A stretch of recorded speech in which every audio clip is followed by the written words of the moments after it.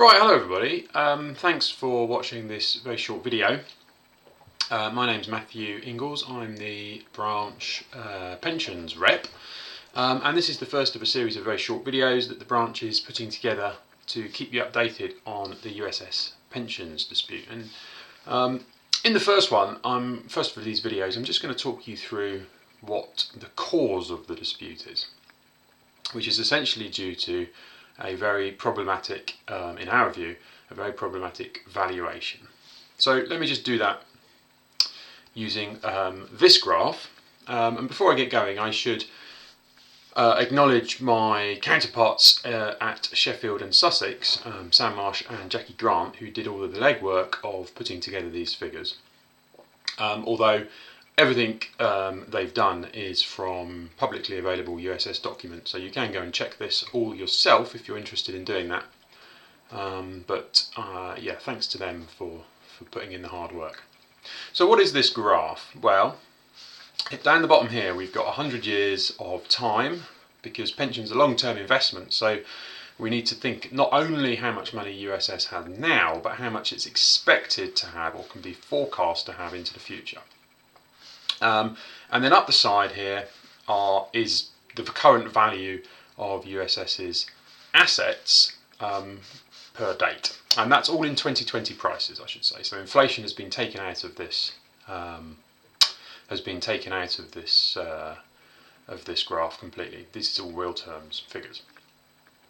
Okay, so the first thing we can do is look at how USS, the actual assets in USS, how that has changed over time. And you can see from the sort of late 90s up to now, there's sort of steady growth with a few bips. So there was a dip there in the dot-com bust, and there in the financial crisis, and importantly there was a slightly smaller, well much smaller, little dip here right at the start of the pandemic, when everyone was very uncertain about what the world was going to look like, and that's going to become salient later on.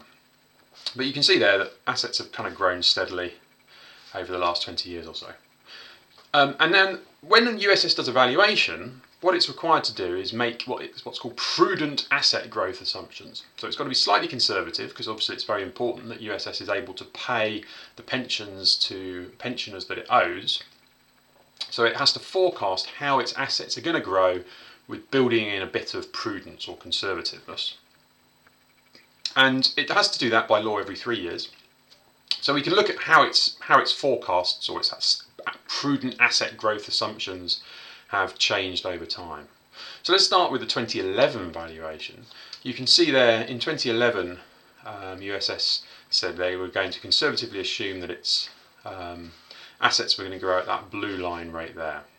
And the first thing to say is that actual asset growth has been considerably ahead of these assumptions.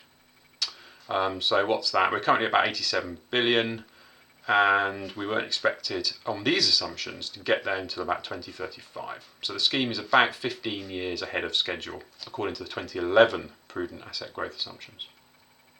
Okay, and then in 3 years subsequently, so in 2014, another valuation was conducted, because one has to be done every 3 years by law. And in that valuation, USS was more pessimistic, more prudent, more conservative. So you can see the asset growth assumptions there have slipped back quite a bit. But again, you can see that the actual asset growth has been way ahead of these assumptions, maybe about, about 30 years ahead. Okay. Then we can come to the 2017 valuation, and this was an important valuation because this was the valuation that provoked all of the industrial action back in 2018, and the assumptions in that valuation became even more pessimistic.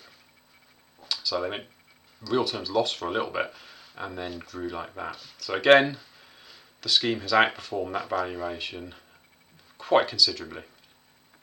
As part of the resolution to the 2018 dispute, a new valuation was done in 2018, which was a bit less pessimistic in the short term, but over the long term was more or less the same as the 2017 valuation. But that was enough to sort of resolve the immediate crisis. The scheme, the agreement was a new valuation would be conducted in 2020, a year ahead of schedule, it should be said, so it didn't need to be conducted until 2021. but USS agreed to do an early valuation with the hope of reducing that the scheme would have recovered compared to these asset growth assumptions, which of course it did. You can see that the growth has been considerable since 2018 compared to these assumptions. Okay, so the current dispute is really all about this 2020 valuation, which, as I say, doesn't by law have to be done for another year. So the first thing about this it's worth pointing out is the date of the valuation was right in that little dip there. So we're talking about where the scheme is going to go in terms of its asset growth from that dip. It was right at the peak of the pandemic, so it was end of March 2020 where really no one knew what was going to happen. It was a maximum level of uncertainty.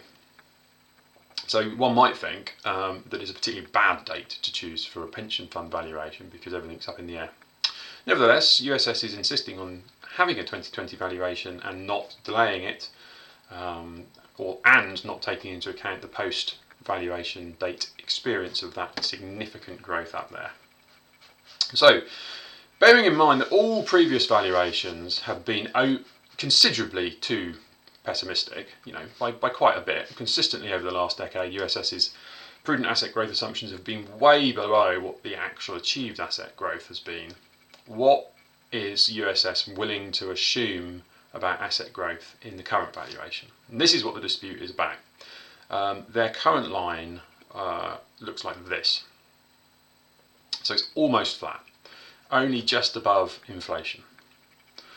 And really that's what the dispute is about. If you think that that is a reasonable set of prudent growth assumptions, then the scheme is indeed in difficulty, and there won't be enough money to pay pensions unless costs go up, so contributions go up, or the value of pensions go down.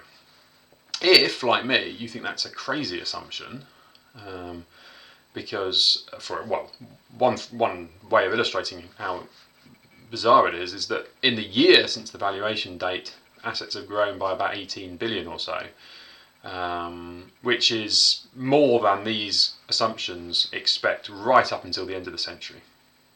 So the scheme is about 90 years ahead of schedule if we take these assumptions seriously, which is a good reason why we shouldn't, I think.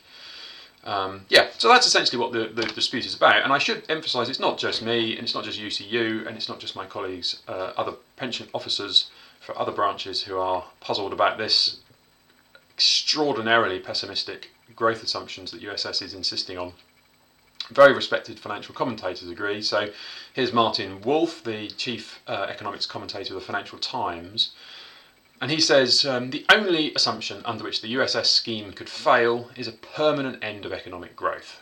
In the case of USS, the right option is to make conservative, but not insanely pessimistic assumptions and conclude that the scheme is healthy.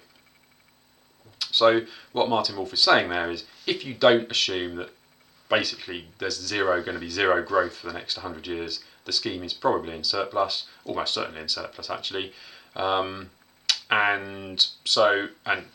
If there is going to be no more economic growth for the next 100 years, we've probably got bigger fish to fry than USS. So I'll stop there and merely thank you for watching. I hope you found that useful.